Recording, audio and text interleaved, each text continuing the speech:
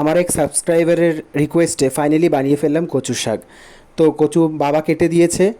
কচুগুলোকে সুন্দর করে ধুয়ে সাথে কাঁচা চানা ভেজানো ছিল আগের থেকেই, এগুলোকে একসাথে সেদ্ধ করতে বসিয়ে দিলাম কড়াই চাপিয়ে।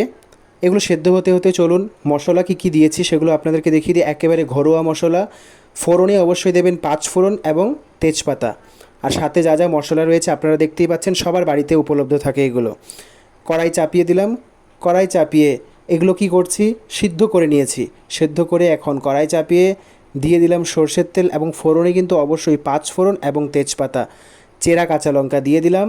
ঢেলে দিলাম কচুর শাক, একত্রে মিশিয়ে কিছুক্ষণ ভাজা ভাজা করে তারপরে একে একে যত রকমের মশলা আছে দিয়ে দেবেন। দেওয়ার পর কিছুক্ষণ ভেজে নিয়ে তারপরে দিয়ে দেবেন স্বাদ মতো নুন। নুনটা কিন্তু আপনাদের আন্দাজের উপরে।